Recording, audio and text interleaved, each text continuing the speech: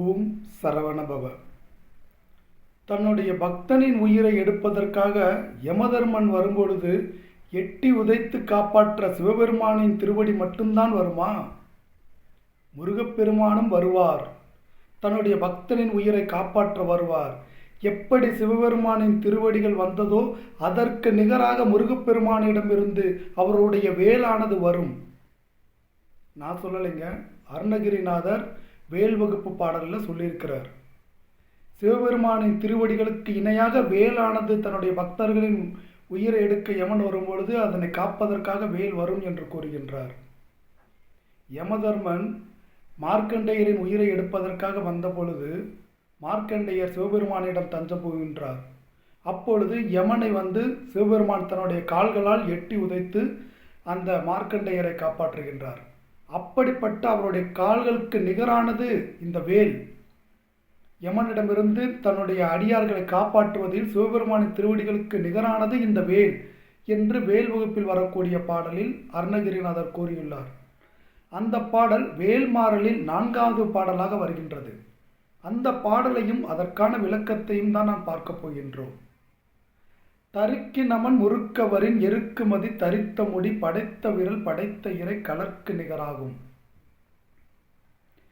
தரிக்கு நமன் முறுக்கவரின் ஒரு இருமா போட யமன் நமன்னா யமன் முறுக்கவரின் உயிரை எடுக்க வரும்பொழுது எருக்கு மதி தரித்த முடி படைத்த எருக்கம்பூவையும் பிறை நிலவையும் மதினா பிறை நிலவையும் சூடியிருக்கக்கூடிய படைத்த இறை யாரு? சிவபெருமான்.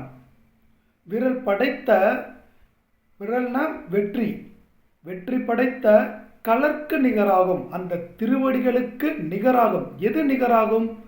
முருகப்பெருமானின் வேல் நிகராகும். ஏனென்றால் இந்த பாடல் வருவது எதில் என்றால் வேல் வகுப்பில் வேலினுடைய பெருமைகளை கூறிக்கொண்டு வருகின்றது. எனவே அது நிகராகும் என்று சொல்வது வேல் நிகராகும். அதனால தான் இதுக்கு அடுத்த பாடலையும் நம்ம சேர்த்து பார்க்கணும். திருத்தணியில் உதித்தருளும் ஒருத்தன் மலை விருத்தன் உலத்தில் ஒரு கருத்தமையில் நடத்துக்குகன் வேலே. இந்த ஒரு பாடலை படிச்சுட்டு நம்ம அதுக்கு அடுத்த பாடலை எதை சேர்த்து படிக்கிறோன்னா அது எதை பற்றி குறிப்பிடுகிறது?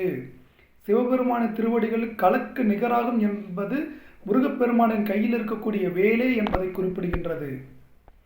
அப்படிப்பட்ட அற்புதமான இந்த வேல்மாறல் ரொம்ப முடியாத பட்சத்தில், யாராவது வீட்டில் உடல்நிலை சரியில்லாமல் ரொம்ப ஆரோக்கியம் குறைவாக இருக்கக்கூடிய பட்சத்தில் டாக்டரை பார்த்து மருந்து மாத்திரைகள் எடுக்க வேண்டியது அவசியம்.